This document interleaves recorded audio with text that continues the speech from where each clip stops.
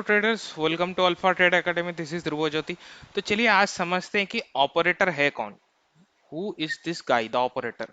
तो ऑपरेटर है कौन, इसके अंदर में 3 पॉइंट्स आते हैं। देखिए, operator is a group of people. ये कोई एक आदमी नहीं है, ठीक है, ये ग्रुप ऑफ पीपल है। मतलब जैसे कहाँ होता है म्यूचुअल फंड, हेज फंड, इनके पास क्या रहता है, ह्यूज कैपिटल रिसोर्स, और तीसरा चीज क्या है, huge quality, high quality information.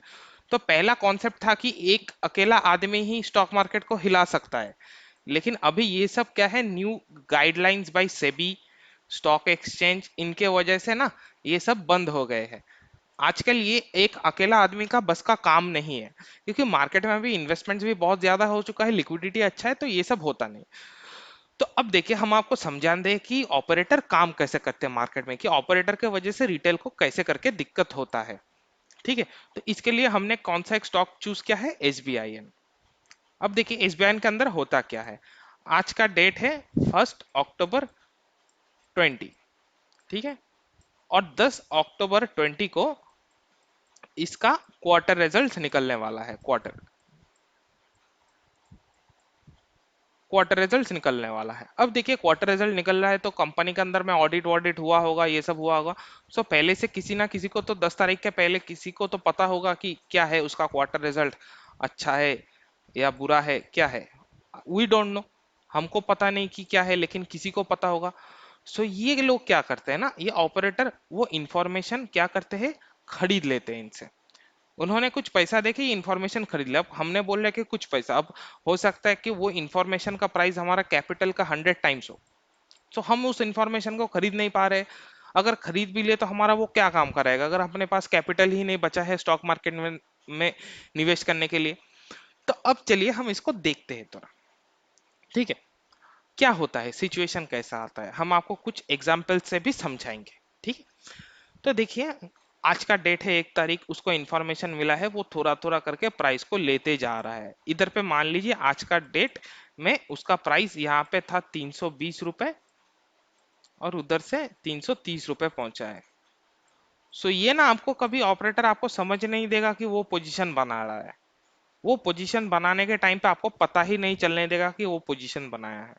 तो अब देखिए, ये जैसे जैसे करके प्राइस थोड़ा आगे जाते गया, जाते गया, जाते गया, जाते गया, ऊपर जाते गया। ठीक है, अब ये आ गया हमारा 10 तारीख को।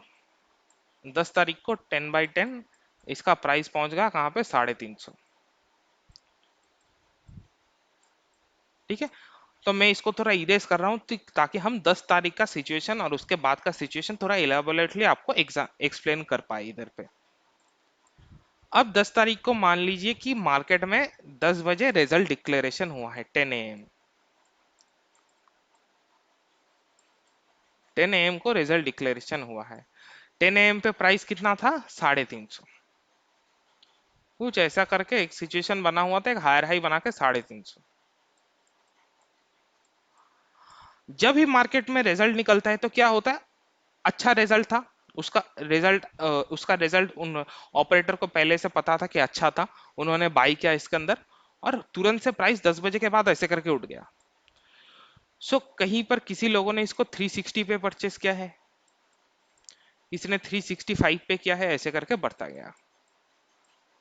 अब कुछ लोग को उस दिन के बाद पता चला, नेक्स्ट दिन 11 तारीख को, कि नहीं, आज तो मार्केट में इसका रिजल्ट निकला है, कल निकला है, तो अच्छा आगे जाके तेजी दिखाएगा।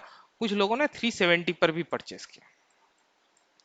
लेकिन उसका परचेस कहां से चालू हुआ था, हमने पहले देखा था 320 से। जब प्राइस 320 से 370 को पार करके चला गया तो ऑपरेटर का क्या बन रहा है, उधर पे एक अच्छा प्रॉफिट दिख रहा है ऑपरेटर को, क्योंकि उसने तो एक अच्छा प्राइस से खरीदा है ना। तो अब सिंपली क्या करता है, वो अपना थोड़ा प्रॉफिट बुकिंग कर लेता है। अब ये तो हमारे जैसे क्या है, 1,000 क्वांटिटी, 2,000 क्वांटिटी तो नहीं खरीदेगा, इनका कुछ लाखों में क्वांटिटी होता है। सो बहुत सारे लोगों ने बीच बीच में खरीदा होगा। अब ये प्राइस मान लीजिए है 380, 320 से 380 पे प्राइस पहुंच गया। उसने सोचा कि नहीं, चलो मैं थोड़ा प्रॉफिट बुक कर लेता हूं। सभी लोग करते हैं, जो रिस्क मैनेजमेंट जिसको अच्छी तरीके से आते हैं, ये लोग भी इनके एक्सपर्ट है, वो थोड़ा प्रॉफिट बुक किया। उसका बस थोड़ा प्रॉफिट बुक करने से ही प्राइस उधर से 350 आ गया।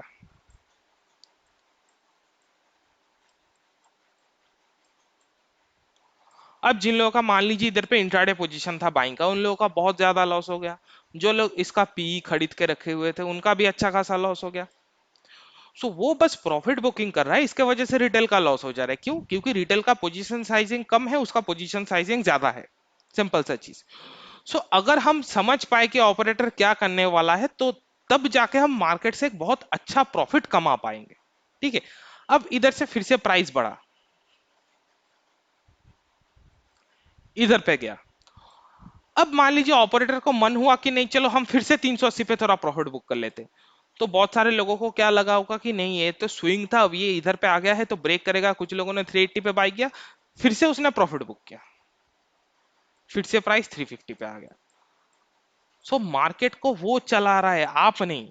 आपको उसके हिसाब से सोचना पड़ेगा। अगर आपका सोच एक नॉर्मल रिटेल की तरह ही रहा ना, आप कभी भी जिंदगी में मार्केट में प्रॉफिट नहीं कर पाएंगे। You won't be able to make profits in the market. So आपका कैपिटल चाहे रिटेल की तरह हो, लेकिन एक सोच ऑपरेटर की तरह रखना होगा। अब चलिए हम आपको एक बढ़िया एग्जांपल देके समझाते हैं कि ऑपरेटर कैसे करके इवेंट्स का मजा उठाता है। ऑपरेटर का मेन जो चीज होता है ना, वो होता है एक इवेंट। अगर कोई इवेंट होता है तो ये समझ लीजिए कि उस पर चांस है 95% कोई एक बहुत बड़ा ऑपरेटर एक्टिव है। ठीक है। तो चलिए उसको समझते हैं चार्ट्स देख के। तो चलिए अब हम आ गए हैं रिलायंस का चार्ट पे, इसको समझने के लिए। तो कोरोना के फॉल के बाद से रिलायंस में बहुत सारे अच्छे अच्छे न्यूज आए। रिलायंस ने बहुत मार्केट के अंदर तेजी दिखाया, रिलायंस अच्छे तरीके से बढ़ते गया, बहुत अच्छी तरीके से। सो लोगों ने बहुत सारे प्राइजेस पे रिलायंस को खरीदा है। किसी ने 1400 पे खरीदा होगा, किसी ने 1500 पे खरीदा होगा, किसी ने आगे भी सोच रहा था खरीदने का। अब देखिए ऑपरेटर कैसे करके मार्केट के अंदर ना खतरा पैदा करते हैं रिटेल के लिए। ये कौन सा डेट है? ये 15 जुलाई है। अगर आप सर्च करेंगे तो ये था रिलायंस का एजीएम का दिन। तो अब देखिए एजीएम के दिन सबका एक्सपेक्टेशन क्या होगा कि कोई एक अच्छा न्यूज आएगा, स्टॉक का प्राइस उठेगा, ये सब। लेकिन ये जो तेजी मार्केट में आया था रिलायंस के अंदर, आप लोगों को दिख रहा होगा चार्ट पे, ये ऐसा करके जो तेजी आया था, ये क्या कोई एक रिटेल का मूवमेंट था? नहीं था। ये कोई ऑपरेटर पोजीशन बनाया इसके अंदर, उसने बाइंग करता गया, उसने प्राइस को उठाया। अब देखिए उसके अंदर क्या आ जाता है, जब ऑपरेटर बाई कर रहा है तो वो ह्यूज क्वांटिटी में कर रहा है। ठीक है। वो ह्यूज क्वांटिटी में कर रहा है। सो अगर उसको उसने क्या किया है, बाई किया है। सो अगर उसको अपना पोजीशन को निकालना है, प्रॉफिट बुक करना है, तो वो क्या करेगा? सेल करेगा। अब अगर उसको ह्यूज क्वांटिटी में सेल करना है, उसके लिए क्या करना होगा? किसी को ह्यूज क्वांटिटी में बाई करना होगा। सो इसीलिए क्या होता है ना, ऑपरेटर इवेंट्स का दिन ज्यादा एक्टिव रहता है। अब देखिए इसके अंदर क्या हुआ, जैसे प्राइस यहाँ पे गया, ये एजीएम का दिन था, सभी रिटेल लोग सोच रहे थे कि नहीं आज तो बहुत अच्छा दिन है, प्राइस बढ़ेगा। सभी ने सुबह से खरीदना चालू किया। अब अगर आप थोड़ा सर्च करके देखेंगे तो उसका एजीएम का टाइम था ठीक 2 बजे, एग्जैक्टली 2 PM। सो अब देखिए इसके अंदर क्या हुआ, जैसे 2 बजा, सभी लोग और एग्रेसिवली बाई करने लगे कि नहीं अभी एजीएम चालू होगा, कोई अच्छा न्यूज आएगा, प्राइस बढ़ेगा।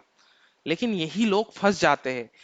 अगर इतना बड़ा रैली चला है और उसके अंदर थोड़ा सा भी अच्छा खासा प्रॉफिट बुकिंग नहीं दिखा है, रिलायंस 875 के लो से लेके सीधा हायर हाई बनाते हुए कहां तक चला गया था? 1982 का हाई लगा दिया था लगभग। ठीक है। ये 1975 के आसपास का कुछ हाई था, लगातार चलता गया, उसके अंदर कोई प्रॉफिट बुकिंग आया ही नहीं। सो अब ये ऑपरेटर जो है वो क्या करेगा, न्यूज या फिर इवेंट का यूज करके उसके अंदर प्रॉफिट बुक करेगा। अब देखिए एजीएम सही है, सब कुछ सही है, तो ये गिरने का मतलब क्या होता है? ये जो इतना शार्प फॉल हुआ एक बार में प्राइस में 120 रुपए का गिराव जो आया, ये किस बात के लिए हुआ? ये बस ऑपरेटर का क्या था, प्रॉफिट बुकिंग। सो अब देखिए सोच का डिफरेंस क्या है। रिटेल सोच रहा है कि नहीं न्यूज अच्छा आएगा, इसके बेसिस पे हम बाई करेंगे, आगे प्राइस भगेगा और हमको प्रॉफिट होगा। और ऑपरेटर का सोच क्या है? ये रिटेल लोगों का सोचना ऐसा है, रिटेल लोग बाई करेंगे तो इस मौके का यूज करके हम अपना पोजीशन निकाल लेंगे, कुछ प्रॉफिट बुक कर लेंगे। ठीक है। तो आशा करता हूं कि सभी को समझ में आया कि रिटेल और ऑपरेटर के बीच में डिफरेंस क्या होता है। ठीक है। अब हम समझते हैं कि ऑपरेटर होते कौन है, mainly who are the operators. तो हमने अभी तक समझा कि उनका काम करने का तरीका क्या होता है। अब हम समझेंगे कि ऑपरेटर है कौन। तब देखिए इन रियलिटी अभी स्टॉक मार्केट में ऑपरेटर किनको कहा जा सकता है, F I eyes and D I eyes, यही दो है बस। इनके सिवा और कोई मार्केट को अभी हिलाने का क्षमता नहीं रखता, F I eyes and D I eyes. तो अब हम क्या इनके अंदर क्या डिफरेंशिएट करना पड़ेगा कि हमको फॉलो किसको करना है।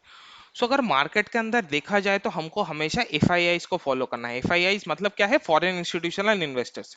क्यों इनको फॉलो करना चाहिए, एक तो देखिए इनका कैपिटल डी आई आई से कुछ ज्यादा रहता है, okay, they have more capital than D I I, पहला चीज। और दूसरा चीज क्या रहता है, हमने इधर पे ये पॉइंट्स हमारा एकदम क्या है, ऑपरेटर को जानने के लिए हमको ये पॉइंट्स एकदम दिमाग में घुसा के रखना है। और ये क्या होता है ना, इनके पास बहुत ज्यादा हाईली क्वालिफाइड पीपल रहते हैं, जैसे मान लीजिए सीएफए किया हुआ, सीए किया हुआ, जिनको क्वालिटी इंफॉर्मेशन को इंटरप्रेट करना आता है, ये सब चीजें इनके पास ज्यादा रहती हैं, इनका मैन पावर बहुत अच्छा रहता है। सो ऑटोमेटिकली इनका रिसर्च वर्क भी बहुत अच्छा होगा, ठीक है।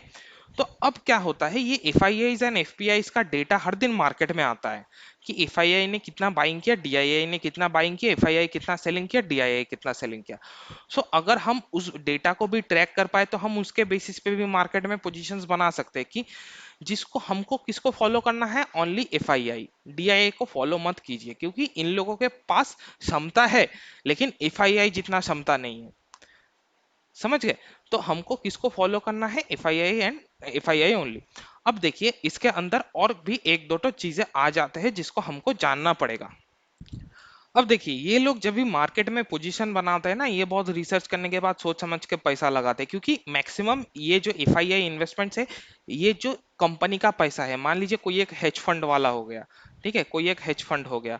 सो ये हेज फंड का पैसा उनका खुद का नहीं रहता है, वो लोगों से उधार लेके लेते हैं, वो लोगों को बोलते हैं नहीं आपको कुछ रिटर्न मिलेगा आगे जाके, उस पैसा को लेके वो मार्केट में इन्वेस्ट करते हैं और उसी से ही वो अपने पैसा कमाते हैं। अब देखिए इनका पोजीशन हेज फंड या फिर म्यूचुअल फंड जो भी रहता है ना, ये लोग बहुत सोच समझ के करते हैं, ये मार्केट में लॉस करने के लिए आए नहीं है, इनके पास क्षमता रहता है कि नहीं ये लोग मार्केट को एक ट्रेंड दे सकते हैं। हम अब जो इंफॉर्मेशन आपको दिखेगा, अगर आप F I I D I data देखेंगे, ठीक है, from the month of April 2020 to August 2020, बहुत अच्छा एफ आई आई बाइंग था, बहुत अच्छा एफ आई आई बाइंग था। तो इसके वजह से अगस्त अप्रैल 2020 से लेकर अगस्त 2020 तक मार्केट इतना अच्छा मूवमेंट किया ऊपर के साइड में, ठीक है। लेकिन अब जब इनका सेलिंग आ जाता है तो क्या है, देखिए ये लोग जनरली कब सेलिंग होता है, अगर मार्केट के अंदर बहुत ज्यादा नेगेटिव सेंटीमेंट आ गए तब जाके इन्फोर्स्ड सेलिंग होता है, जैसा हमको मार्च मंथ में कोरोना की वजह से देखने को मिला था। लेकिन नॉर्मली जब ये सेलिंग करता है ना, जैसे अभी सितंबर सीरीज खत्म हुआ, सितंबर में हमको थोड़ा सेलिंग देखने को मिला, हो सकता है कि अक्टूबर में भी थोड़ा देखने को मिले। सो ये सब सेलिंग क्या है, प्रॉफिट बुकिंग है। और जब ये लोग जानबूझ के सेलिंग करते हैं, ठीक है, ये लोग जब जानबूझ के सेलिंग करते हैं, that results in a market crash.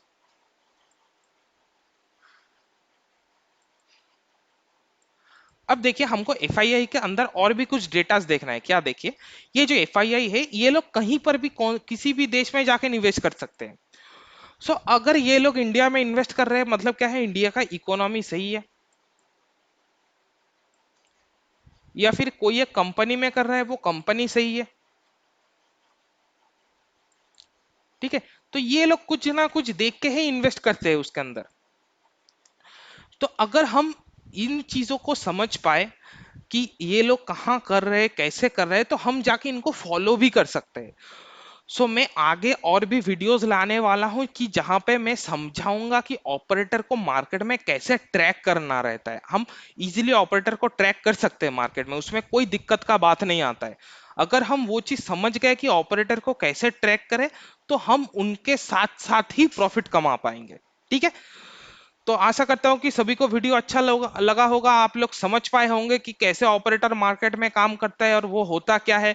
सो अगर वीडियो अच्छा लगा है तो वीडियो को प्लीज लाइक कर दीजिए, चैनल को सब्सक्राइब कर लीजिए, और कमेंट करके आप वीडियो में जरूर बोलिए कि आपको कैसा लगा वीडियो, और क्या आपको इसके अंदर में और क्या चीजें आपको चाहिए, ताकि मैं आगे भी जाके उसके ऊपर वीडियो बना सकूं, ताकि आप लोग सीख पाए, ठीक है। फिर नेक्स्ट वीडियो में फिर से मिलते हैं, बाय बाय।